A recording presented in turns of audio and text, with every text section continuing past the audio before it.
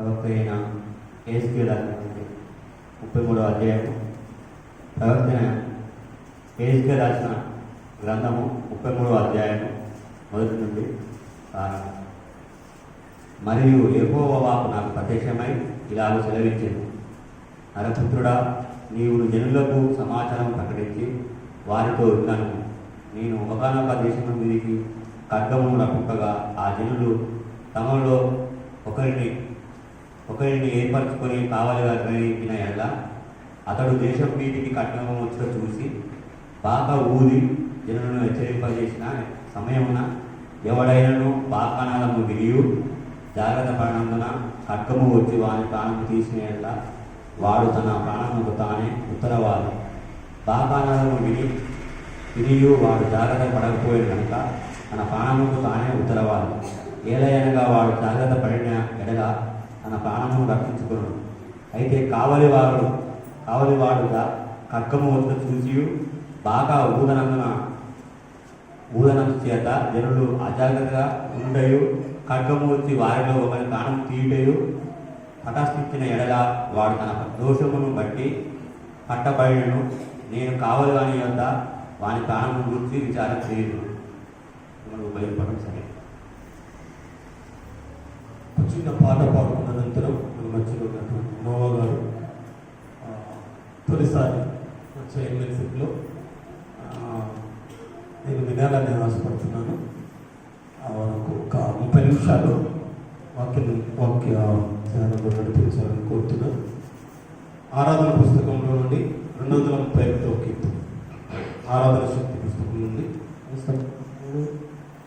ప్రేమించేదా యేసు రాజా, నిన్నే ప్రేమించేదా, ప్రేమించేదా యేసు రాజా, నిన్నే ప్రేమించేదా, ప్రేమించేదా, ప్రేమించేదా, ప్రేమించేదా,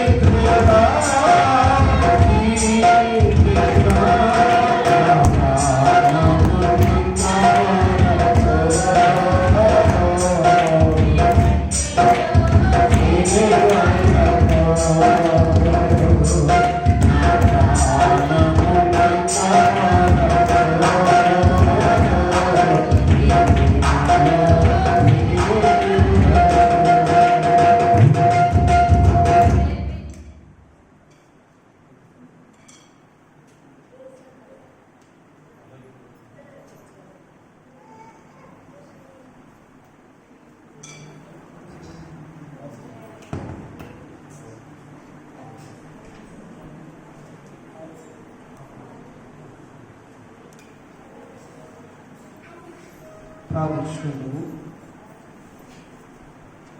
వాక్యమై ఉన్న మా దేవ, మీ పరిశుద్ధ నామమునకు స్తోత్రములు. మీ పరిశుద్ధ గ్రంథమును ధ్యానించుచుండగా వాక్యమై ఉండి మీరు మాతో మాట్లాడి మమ్మల్ని తృప్తిపరిచి బలపరిచి శక్తిమంతులుగా చేసి మీ సేవ పరిచయకి వాడుకున్నామని యేసు నామమున వేడుకొచ్చున్నాము తండ్రి. ప్రభునామానికి మహిమ కలుగును గాక. ఎందుకంటే ఈరోజు ఇక్కడ నిలబడటానికి ఈ అవకాశం దేవుడే నాకు కల్పించి ఉన్నారు. మరియు ఈ మహాదేవాలయంలో దేవుని వాక్య పరిచయటానికి, దేవుని వాక్యంలో పంచడానికి, విత్త చల్లడానికి నాకు ఇచ్చినటువంటి అవకాశాన్ని బట్టి దేవునికి వందనాలు తెలియజేస్తున్నాను. మరి మా అయ్యగారు మాకు సుపరిచితులు తెలుసు, కానీ అయ్యగారు ముందు ఎప్పుడు నేను వాక్యము చెప్పలేదు. అయ్యగారు ముందు ఎప్పుడు నేను వాక్యము చెప్పలేదు. ఇది ఫస్ట్ టైం చెప్తున్నాను. నాకు ఇచ్చిన అవకాశాన్ని బట్టి అయ్యగారికి నా శిరస్సు వంచి వందనాలు తెలియజేస్తున్నాను. పరిశుద్ధ గ్రంథం నుండి మనము వాక్యము ధ్యానించినట్లయితే ఒకసారి చిన్న వాక్యము చదివి సహాయం చేయండి. ప్రసంగి 2వ అధ్యాయము 7వ వచనం.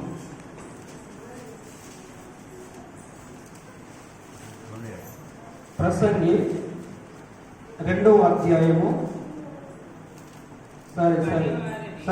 మాలకి 2 7వ వచనం.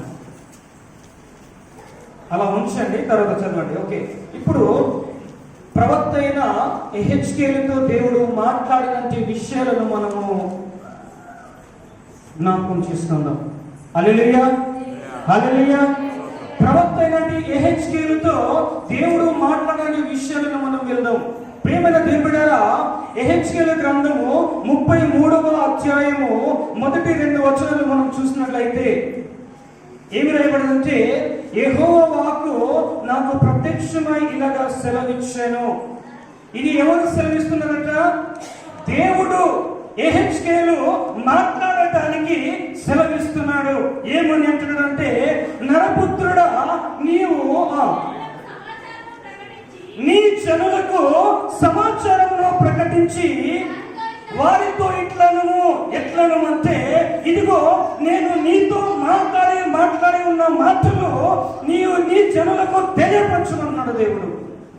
నేను నీకు ఏదైతే తెలియపరుస్తున్నానో, ఏదైతే మాట్లాడమని వాక్శక్తిని ఇస్తున్నానో అదే మాటలు నీ జనులకు నువ్వు తెలియపరచమంటున్నారు. ఏమని ఈ దేవుని యొక్క వాక్కు వినిపిస్తుందో మనం చూద్దాం.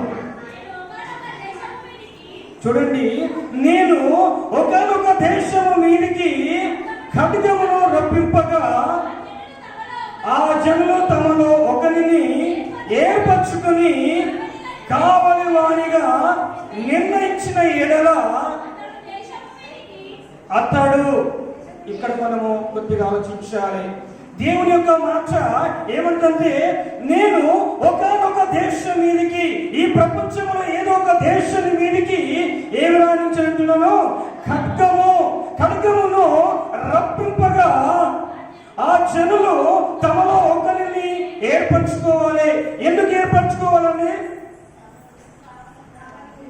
ఆ ఖడ్గము నుండి తప్పించబడడానికి, ఆ ఖడ్గము వస్తున్నదని తెలిసినప్పుడు, ఆ ఖడ్గము ఆ ఒక దేశం మీదకి రాకముందే ఆ వ్యక్తి మెలకువగా ఉండి ప్రజలకు హెచ్చరిక చేయడానికి కదా, ప్రజలకు తెలియపరచడానికి ఒక వ్యక్తిని కావాలిగా ఏర్పరచుకునవలెను అని చెప్పుమని యెహోవా దేవుడు ప్రవక్త అయిన యెహెజ్కేలుతో మాట్లాడుచున్నారు. ఆ కింద చూడండి, 3వ వచనం. అతడు దేశం మీదకి ఖడ్గము వచ్చుట చూసి బాగా ఊది జనులను హెచ్చరిక చేసిన సమయమున, చూడండి, ఒక వ్యక్తిని జనులు ఎన్నుకుని ఏర్పరచుకుని ఒక పదవిలో నిలబెడుతున్నారంటే దాని ద్వారా జనులకు ఏదో ఉపయోగం ఉంటుంది, ఏదో ప్రయోజనకరమైన విషయం ఉంటుందని మనం ఇక్కడ గ్రహించవలసిన విషయం. ప్రియులారా, అక్కడ ఏమంటుందంటే, ఇదిగో బాగా ఊది వ్యక్తిని గురించి రాయబడుతుంది. బాగా ఊది జనులకు హెచ్చరిక చేసిన సమయమున ఎవడైనాను బాకానాదము వినియును జాగ్రత్త పడనందువలన ఖడ్గము వచ్చి వాని ప్రాణమును తీసిన ఎడల వాడు తన ప్రాణములకు తానే ఉత్తరవాది. ఒక మాట నేను తెలియజేస్తాను ప్రేమన దేవుళ్ళారా, ఈ గ్రామములో రాత్రి గాని పగలు గాని కావలు కాయవారు ఉంటారు. వేరే గ్రామం నుండి కానీ, వేరే డిస్ట్రిక్ట్ల నుండి కానీ, వేరే రాష్ట్రం నుండి కానీ ఎవరైనా ఈ గ్రామానికి వచ్చినప్పుడు మొదటిగా కావలి కాయు వారితో పరిచయం అవుతారు. ఆ తర్వాత వాళ్ళు అంటారు, పలానా వారి ఇల్లు కానీ, పలానా వారి యొక్క ఆఫీస్ కానీ ఎక్కడ ఉంది అని తెలుసుకుంటారు. ఇప్పుడు ఆ వర్తమానం ముందుకు ఎవరు తెలియాలి? కావలి కాయవాడికి మాత్రమే తెలియాలి కదా. ముందు కావలి కాయవాడికి మాత్రమే తెలియాలి. ప్రియమైన దేవుళ్ళారా, తెలిసిన తర్వాత కూడా ఆ వ్యక్తి ఆ జనులకు ఏది వర్తమానమును అందించకపోతే, లేక తెలిసిన తర్వాత కూడా ఆ గ్రామ ప్రజలకు మెలకు అనేది ఇవ్వకపోతే, వారి యొక్క రక్షణ కొరకు ఆ బాధను ఊదకపోతే, అక్కడికి మాట రాయబడి ఉంది తెలుసా అండి? ఏం రాయబడి ఉంది చూడండి, అక్కడ 4వ వచనం చదవండి.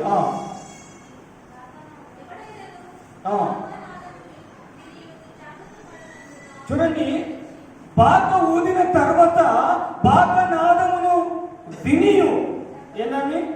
బాగా నాదమును వినియు జాగ్రత్త పడకపోవడం వలన తన ప్రాణమునకు తానే ఉత్తరవాది. ఈ రోజు ఒక చిన్న విషయం మీకు తెలియజేస్తున్న వినండి. ఇదే వాక్యం నుండి ఒక చిన్న ఉదాహరణ నా మనసుకు వచ్చింది.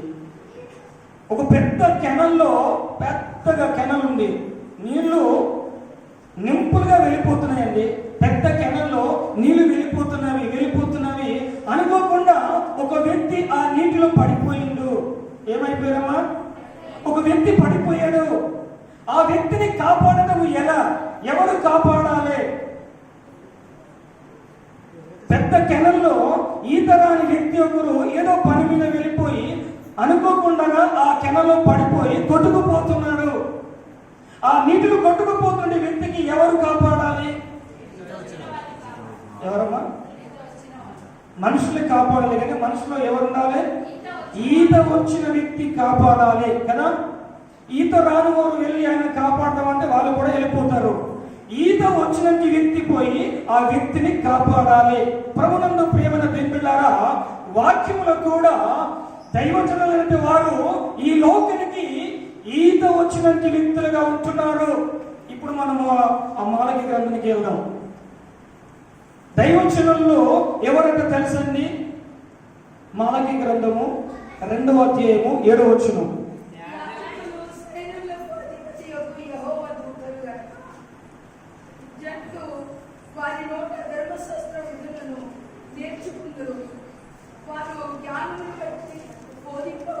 ప్రభునందు ప్రియమైన దేవులారా, యాజకులు సైన్యములకు అధిపత్యకు యెహోవా దూతలు. యాజకులు అంటే ఎవరండి? యాజకులు అంటే ప్రియమైన దేవులారా, ఇక్కడ బైబిల్ బట్టి మనం చూస్తే పాస్టర్స్ కదా అండి, చిన్నదైనా పెద్దదైనా ఒక సంఘాన్ని నడిపించే నాయకులు కదా. చిన్నదైనా పెద్దదైనా ఒక సంఘాన్ని నడిపించే నాయకులు. వారు ఎలా ఉండాలట? వారు జ్ఞానము కలిగి ఉండాలట. ప్రభునందు ప్రేమల దేవుడారా, ఉందా లేదండి? ఉందా లేదా? ఇంకోసారి చూడండి, అక్కడ ఏం రాయబడి ఉంది? యెహోవా దూతలు గనుక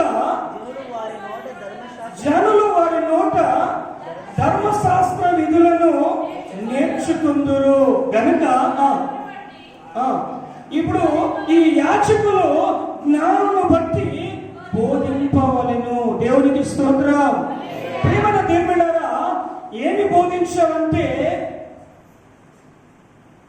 బోధించాలంటే ఒక మనిషి ఏ విధంగా అయితే రక్షింపబడతాడో రక్షణకు కావాల్సిన బోధ ఈ యాజకులు బోధించాలి. మనుషులు రక్షింపబడాలనే ఉద్దేశంతోనే దేవుడు యాజకులను ఎన్నుకున్నారు. నశించిపోతున్నటువంటి మానవ సమాజము రక్షింపబడాలనే ఉద్దేశంతోనే యేసు ప్రభు సేవకులను ఏర్పాటు చేసుకున్నారు. సేవకులను ఎవరితో పోలుస్తున్నారని? సేవకులను ఎవరితో పోలుస్తున్నారు? యాజకులు ఎవరట? దేవుని దూతలు సమానమట. ప్రభునందు ప్రేమన దేవులారా, వారి మాటలు ఎలా ఉండాలంటే ఈ నశించిపోతున్నటువంటి సమాజములకు రుచికరమైన మాటలుగా ఉండాలి. వారి మాటల ద్వారా నశించిపోతున్నటువంటి ఈ యొక్క సమాజంలో మార్పు వచ్చేలా ఉండాలి. వారి యొక్క వాక్యము రక్షించే విధముగా ఉండాలని దేవుని వాక్యం మనకు తెలియజేస్తున్నది. అక్కడ ప్రవక్త అయిన యెహెజ్కేలుతో యెహోవా మాట్లాడుతూ ఏమంటున్నారంటే, నీవు వెళ్ళి నీ జనులకు తెలియపరచుము. ఏంటంటే నీ యొక్క ప్రజల మీదికి లేక నీ జనుల మీదికి ఖడ్గము రాబోతుంది. అక్కడ ఉన్నట్టు కావలి వారు కానీ, అక్కడ ఉన్నట్టు యాజకులు కానీ, అక్కడ ఉన్నట్టు సేవకులు కానీ ఆ ఖడ్గం నుండి ఆ ప్రజలకు తప్పించడానికి బాగా ఊదవలెను. హల్లెలూయా, హల్లెలూయా. ఏం ఊదాలండి? బాగా ఊదవలెను. ప్రభునందు ప్రేమన దేవుళ్ళరా, బాగా ఊదిన తర్వాత విని కూడా జాగ్రత్త పడకపోతే ఆయన చనిపోతాడు కదండి. చనిపోతాడు. విని కూడా జాగ్రత్త పడకపోతే తన ప్రాణములకు తానే ఉత్తరవాది కదండి. తన ప్రాణమును తానే సాక్ష్యం ఉంటాడు. తన ప్రాణముకు తానే ఉత్తరవాది అయి ఉంటాడు. కానీ ఆ ఒక ఖడ్గము వస్తుందని తెలిసి కూడా ఈ వ్యక్తి కావలివాడు బాగా ఊదకపోతే ఎదుటి వారి ప్రాణములకు సాక్షి కావలివాడి. హల్లెలూయా. ఇప్పుడు ఒక దైవజనుడు, ఒక యాజకుడు దేవదూతతో పోల్చబడిన ఒక పాస్టర్ గారు, ఒక సేవకులు ఈ నశించిపోతున్న సమాజము కొరకు మరి ఎలాంటి ప్రార్థన చేయాలి, ఎలాంటి పట్టుదల కలిగి జీవించాలి, ఎలాంటి క్రమశిక్షణ వారికి నేర్పించాలి, ఏ విధమైన సరే వారి ప్రాణములు నరకములో పడిపోకుండా రక్షింపబడినట్లుగా మేము బాగా ఊదవలెను. దేవునికి స్తోత్రం. హల్లెలూయా. మనుషులు ఎట్టి విధమైన సరే మనుషుల యొక్క ఆత్మ రక్షింపబడటానికి మేము సువార్త పరిచర్య అనే యొక్క వాక్యమును పట్టుకుని బాగా ఊదవలెను. హల్లెలూయా. ప్రభునందు ప్రేమైన దేవుడారా, ఇక్కడ చూడండి, ఒకసారి ఒక సంఘటన జరిగింది. మనకందరికీ తెలిసిన విషయమే. ఒకసారి ఒక సంఘటన జరిగింది. ఏంటంటే యెషయా గ్రంథం 6వ అధ్యాయంలో మనకి తెలుసు అండి, అపవిత్రమైన ప్రజల మధ్య ఉన్నమాట. దైవజనులు ఎక్కడున్నారండి? దైవజనులు ఎక్కడున్నారమ్మా? అపవిత్రమైన ప్రజల మధ్య ఉన్నారు. ఒకసారి యెషయా గ్రంథం 6వ అధ్యాయము 5వ వచనం చూడండి. నేను అయ్యో నేను అపవిత్రమైన పెదవుల గలవాడను, అపవిత్రమైన పెదవులు గల వాడను, అపవిత్రమైన పెదవులు గల జనుల మధ్యను, అపవిత్రమైన పెదవులు గల జనుల మధ్య ఉన్నాను. నేను నశించి తిని రాజును సైన్యములకు అధిపతి యెహోవా నేను కనులారా చూసి తిని అని అక్కడ ప్రవచన వాక్యం అంటారు. దీనికి యెషయా గ్రంథంలో ఉన్న వాక్యములకు ప్రవచన వాక్యము అంటారు కదా. యెషయా పలుకున్నటువంటి ప్రవచన వాక్యములు ఇవి. నేను కనులారా చూసి తిని అక్కడ ఏమి జరుగుతున్నదో ఆ సంఘటనే అది వాక్యము రూపంగా లిఖించి మనకు తెలియపరుస్తున్నారు. అపవిత్రమైన జనులు ఉన్నారు, అపవిత్రమైన పెదవులు గల జనుల మధ్యనే దైవ సేవకులు ఉంటున్నారు, బాకను ఊదివారు ఉన్నారు, యాచకులని పిలువబడినట్టు వారు ఉన్నారు. వీరు నశించిపోతున్న ఆత్మలకు ఏ విధమైన వాక్యము బోధించేయగలరో, నశించిపోకుండా రక్షణలోనికి నడిపించేది వాక్యను బోధించాలని దేవుని వాక్యం మనకు తెలియపరుస్తుంది. అలా బోధించకపోతే, అలా ఆత్మను రక్షణలోకి నడిపించకపోతే వారి ఆత్మలకు బదులుగా తీర్పు మన మీదికి వస్తుంది.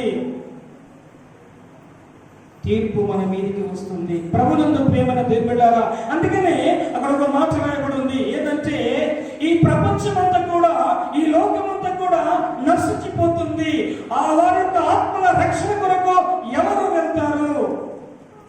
అక్కడ ఒక పాట ఉన్నది. నశించుచున్న ఆత్మల కోసం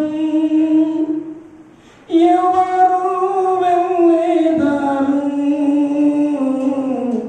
ఎవరు వెళ్ళేదారు.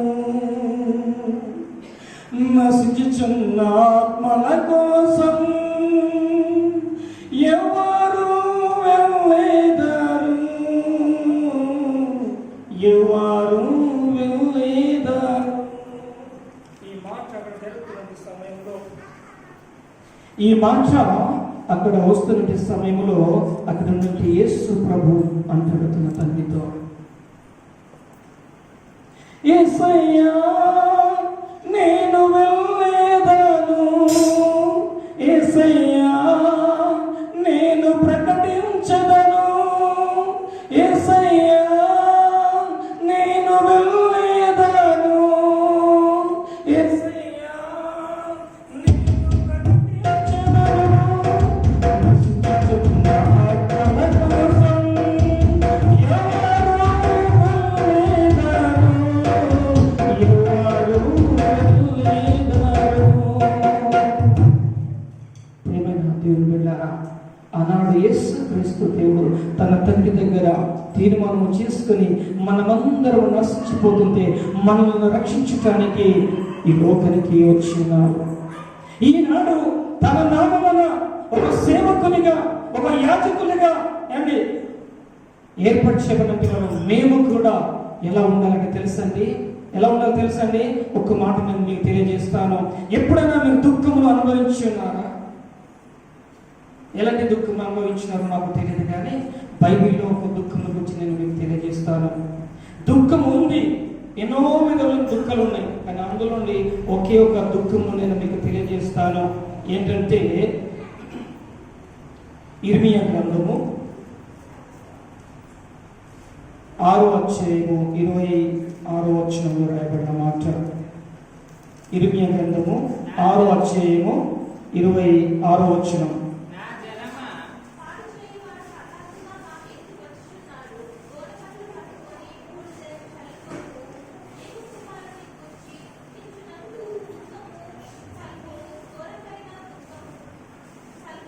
చూడండి, నశించిన ఆత్మల కొరకు, నశించినటువంటి ఆత్మల కొరకు అక్కడ ఒక మాట రాయబడింది. అది కాదు, ఒక దైవజనులు అండి, దేవుని పేరిట ఏర్పరచబడినటువంటి సేవకులమైన మేము ఎలా దుఃఖించాలట? లోకంలో ఏ ఆత్మయో నశించిపోకుండా ఉండేటట్లు మేము ఎలా దుఃఖించాలంటండి? ఏక కుమారుని గూర్చి దుఃఖించినట్లు, ఏక కుమారుని గూర్చి దుఃఖించినట్లు. ఒకసారి నేను ఒక ఇంటికి వెళ్ళాను, వారి దుఃఖంలో కూర్చి నేను వారికి అసలు ఓదార్చలేకపోయానండి. ఎందుకంటే లేక లేక లేక ఎంతో కాలంలో ఏక ఏక ఏక కుమారుని మాకు దొరుకుంటాడయ్యా అన్నాడు. ఏం చెప్తాను చెప్పండి అండి? లేక లేక లేక ఎంతో కాలంలో ఏక ఏక ఏక కుమారుడు మాకు దొరుకున్నాడు, దేవుడు ఇచ్చినాడు. కానీ ఇప్పుడు ఆ కుమారుడు కూడా చనిపోయాడు. ఇప్పుడు ఎలా ఉంటుందండి దుఃఖం? ఒకసారి ఆలోచించండి, ఎలా ఉంటుందండి? అలా దుఃఖించగట ఈ జనుల యొక్క రక్షణ కొరకు. ఈ నశించిపోతున్నట్టు ఈ ప్రజలు, ఈ జనులు ఆత్మలు రక్షణ కొరకు అంత దుఃఖ భరితులమై మేము దుఃఖంతో ప్రార్థన చేయవలెనట. ప్రభునందు ప్రేమైన దేవుడారా, అక్కడ రాయబడింది, ఏక కుమారుని గూర్చి దుఃఖించినట్లు దుఃఖము సలుపుము, ఘోరమైన దుఃఖమును సలుపుము. ప్రభునందు ప్రేమైన దేవుడారా, క్రైస్తవ బిడ్డలై ఉంటే మీరు కూడా దేవుని దాసుల మాటలు వింటూ ప్రతిరోజు దేవుని నామాన్ని స్తుతిస్తూ ఘనపరుస్తూ మహిమపరుస్తూ అనేక విధుల లోతైన మర్మములు తెలుసుకున్నట్టు మీరే ఇంకా పాపములోనికి దిగజారిపోతుంటే లోకము ఎలా ఉంటుందో ఒక్కసారి మనల్ని మనం పరీక్షించుకుందాం. మనల్ని మనం పరీక్షించుకుందాం, ఎలా ఉన్నాం? ప్రేమైన దేవుళ్ళారా, దేవుని వాక్యంలో మాట ఉంది, ఇదిగో ఖడ్గము రాబోతుందని ఆ ఒక కావలి అయిన కానీ, లేకపోతే గ్రామంలో అంటే ఒక దైవ సేవకుడే కానీ, గ్రామంలో లాంటి యాజకులే కానీ, దూతలతో పోల్చబడిన పెద్దలే కానీ మీకు ఒక సూచన ఇచ్చినప్పుడు, మీకు హెచ్చరిక చేసినప్పుడు, మీకు బుద్ధి చెప్పినప్పుడు, మీకు తెలియపరిచినప్పుడు అప్పటికైనా మీ ప్రాణాల కొరకు మీరు జాగ్రత్త ఉండకపోతే మేమేం చేయాలని చెప్పండి. ప్రియమైన దేవుళ్ళారా, మీ ప్రాణాలకు మీరే ఉత్తరవాదులు అవుతున్నారు. మీ ప్రాణాలకు మీరే ఉత్తరవాదులు అవుతున్నారు కనుక ఇప్పటి నుండైనా, ఈ నూతన సంవత్సరము ఈ 17వ దినము నుండైనా మీ మనస్సును మార్చుకోనండి, మీ తీర్మానాలను మార్చుకోనండి, మీ హృదయం సరి చేసుకునండి, పరిశుభ్రంగా ఉంటామని ప్రమాణం చేసి దేవుని కొరకు జీవించండి. లోకమును విడిచిపెట్టినప్పుడు పరలోక రాజ్యానికి వారసులయ్యే కృప దేవుడు మనందరికీ అనుగ్రహిస్తారు. హల్లెలూయా, హల్లెలూయా. ప్రభునందు ప్రేమైన దేవుళ్ళారా, ఎలా ఉన్నామో ఒకసారి మనల్ని మనం పరీక్షించుకుందాము.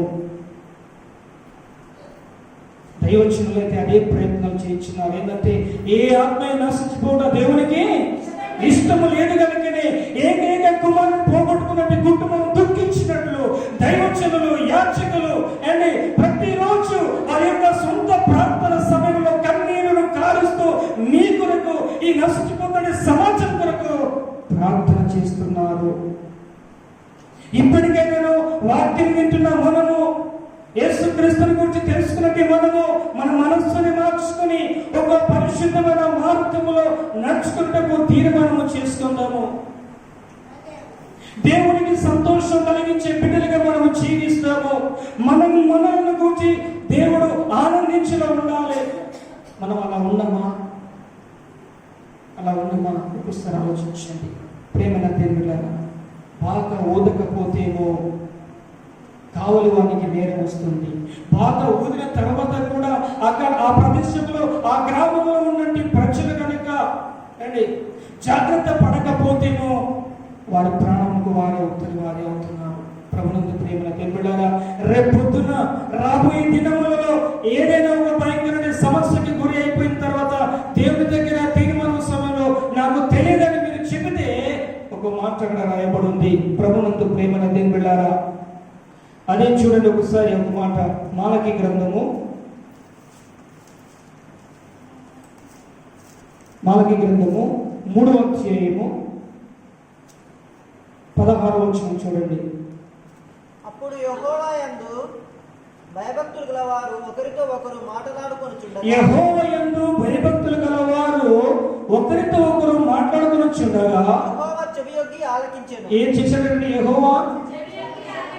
యెహోవా యందు భయభక్తులు కలిగిన బిడ్డలు మాట్లాడుకుంటుంటే దేవుడు వింటాడట. ఇది మీరు మర్చిపోవద్దు. యెహోవా యందు భయభక్తులు కలిగి జీవించే ఆ బిడ్డల యొక్క మాటలను, ప్రార్థనలను దేవుడు వింటాడట. ఈ విషయం క్రైస్తవ బిడ్డలైన మనం ఎవరు మర్చిపోకూడదు. ఎందుకు ఈ మాట చెప్తున్నానంటే అక్కడ చూడండి, ఒక మాట రాయబడింది. మరియు యెహోవా యందు భయభక్తులు కలిగి ఆయన నామమును స్మరించుచు ఉండు వారికి జ్ఞాపకార్థముగా ఒక గ్రంథము ఆయన సముఖమందు వ్రాయబడెను రాసి ఉన్నారు, రాయబడుచున్నది కూడా. ఇప్పుడు ప్రేమైన దేవుడారా, జ్ఞాపకార్థముగా ఒక గ్రంథము రాయబడుతుంది. ఎవరి నిమిత్తం అంటండి? యెహోవా యందు భయభక్తులు కలిగి ఆయన నామమున మాట్లాడుకుంటున్నట్టు ప్రజలకు స్మరణము చేసుకోవడానికి కదా. ఉందా లేదా అక్కడ వాక్యము?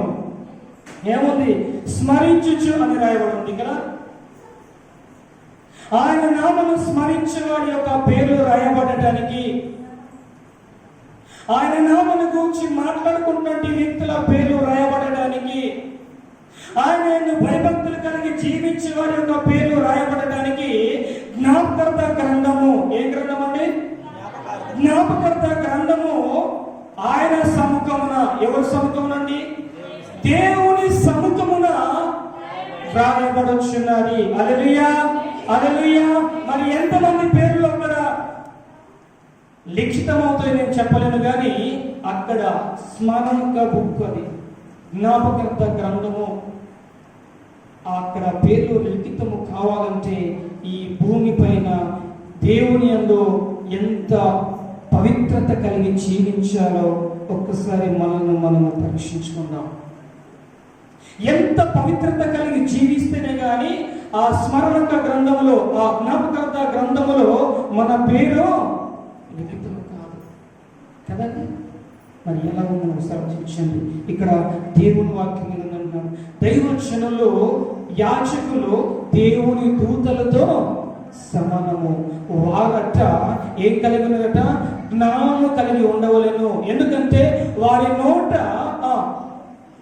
నోట ధర్మశాస్త్ర విధులను నేర్చుకొనుటకు మీరు వచ్చి ఉన్నారు. ఎవరి నోట ఉందండి? యాజకులైన లేక దైవజనులైనటువంటి బోధకుల నోట నుండి ఏదైతే విత్తబడుతుందో ఆ ఒక్క ధర్మశాస్త్ర విధులను నేర్చుకోవడానికి మీరు వచ్చి ఉన్నారు. నేర్చుకున్న మీరు మరి ప్రతి విషయములో దేవుని యందు భయభక్తులు ఉండి ఏం చేయాలట? పవిత్రులుగా జీవించడానికి ప్రయత్నం చేయాలి, లేక పవిత్రులుగా జీవించవలెను. అప్పుడే నీ పేరు జ్ఞాపకర్త గ్రంథములో లిఖితము అవును. ఇదిగో ప్రియమైన దేవులారా, ఈ యొక్క నూతన సంవత్సరం 17వ దినము, ఈ యొక్క రాత్రికాల సమయంలో ఇది దేవుని యొక్క ప్రవచన వాక్యము. నేను మాట్లాడటం లేదు, ఇది అయిపోయిన తర్వాత మాట్లాడమంటే ఒక్క మాట నా నోటి నుంచి రాదు. ఇది దేవుని యొక్క ప్రవచన వాక్యము. ఇదిగో ఈ 2025వ సంవత్సరంలో దేవుడు మాట్లాడుచున్నాడు. ఒక్కొక్క దేశం మీదకి ఖడ్గము రాబోతుంది. నీ జనులకు నీ హెచ్చరిక చేయము, బాకమూదము. బాకనాదము విని వారు తన ఆత్మను జాగ్రత్త పరుచుకుంటే, వారు జాగ్రత్త పడకపోతే ఆ ఖడ్గము వచ్చి తన ఆత్మను తీసివేయను, తన ప్రాణమును తానే ఉత్తరవాది అవును. ఒకవేళ ఈ ఖడ్గము వచ్చటం చూసి కూడా, విని కూడా, తెలిసి కూడా నీవు నీ ప్రజలకు తెలియపరచకపోతే నశించిపోయినటువంటి ఆత్మలకు నీ ప్రాణమే ఉత్తరవాది. హల్లెలూయా, హల్లెలూయా. మరి ఈ రోజు నుంచి అయినా క్రైస్తవ బిడ్డలైన మనము మన నడవడికలో మన జీవితము జీవించే విధానములో మార్పులు తెచ్చుకొని క్రీస్తు యేసునందు భయభక్తులు కలిగి జీవిస్తే ఈ లోకము విడిచిపెట్టినప్పుడు నిత్య జీవనకు వారసులయ్యే కృప దేవుడు మనందరికీ అనుగ్రహిస్తారు. ఇటు చిన్న వాక్యం ద్వారా దేవునికి మహిమ కలిగిన గాక. అవకాశం ఇచ్చినట్టు అయ్యగారికి నా హృదయపూర్వకమైన వందనాలు.